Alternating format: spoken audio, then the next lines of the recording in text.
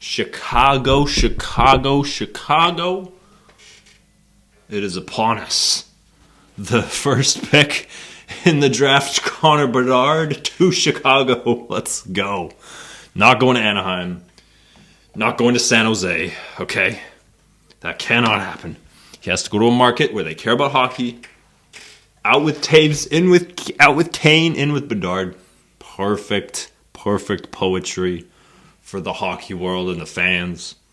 A miserable season for the Blackhawks last year, and now they get to back it right up with a franchise player in Bedard. Oh, baby, this is going to be exciting. This is going to be good. Oh, man. It's like one of those teams where you know that there's so much potential, like Philly, or Montreal. I wanted them to go Montreal just so that we would see them on TV more often. But, I think we'll be seeing them plenty.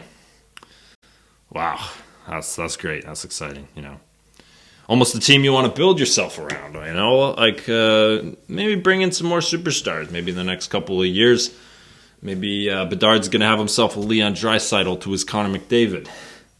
Or a Marner to his Matthews. You never know. And I really hope that they look at this as a huge opportunity to just bring it back. The team that they were so dominant for like 15 years.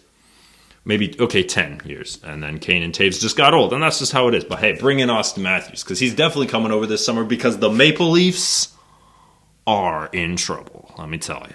All right? They lose again. That's 3 straight now. The Florida Panthers have won 6 in a row. And the Maple Leafs, they had won 4 out of 5 against Tampa to end the season. The series, rather. Regardless of that awful game 1 against Tampa, the Maple Leafs don't look like that team at all. They don't look like the team that was just in that huge position, had everybody riled up a week ago. Now it looks like it's going to be over for them, for a few staff members perhaps as well. That'll be very interesting. Oh boy, Dubas, Keefe, Sheldon, Kyle. You guys, what is happening here? This is ridiculous. The Leafs went from Stanley Cup final favorites to the bottom of the likelihood in just a week. Hey, congratulations. You got past the first round, but that really doesn't mean anything because you have to win 4 series in a row, right? Not 3 in a row, not 1 in 4 years, okay? Not 4 in 2 years. You have to win them consecutively, and it's not easy, okay? Oh, man. It's not easy to get past that first round whatsoever. They finally get by, for the first time since, the Berlin Wall was still up last time. And they find that, Florida, we're going to play good against them in games 1 and 2. Things are looking great. And then they just forgot how to play. Their controller died on 2K. That's what ended up happening. And now here we are thinking, well, I guess this is just a team that's imploding on themselves. It's like a new way for the team to embarrass themselves. Never thought they had this in them, Florida goes from being the one that swept to doing the sweeping. They're the ones bringing out the boom. But man, did they spend too much time in Miami, living it up? First day on the beach? Just because you go to the bottom of the continent doesn't mean you can escape the Maple Leafs vitriol and the ruthless media coverage that's going to follow you no matter where you go. And that's exactly what we have here, It's weird, that Miami, being such an antithesis in a sports atmosphere of a city, does the people in Miami, in South Florida, even know that there's a hockey team there? They know there's a basketball team there. People probably found out getting Jimmy Butler jerseys in lines at Lids, and then they found out, we have a hockey team because they saw Panthers highlights when they were in line for Jimmy Butler jerseys.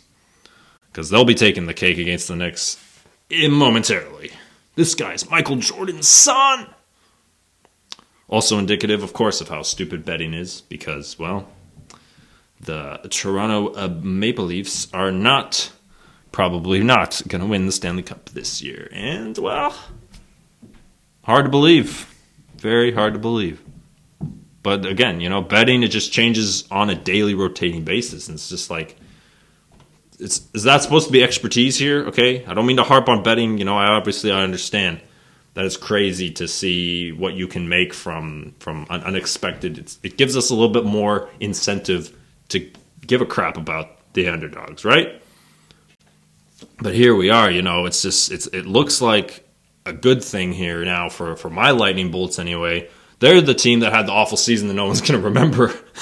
They got beat by a team that is having a worst season.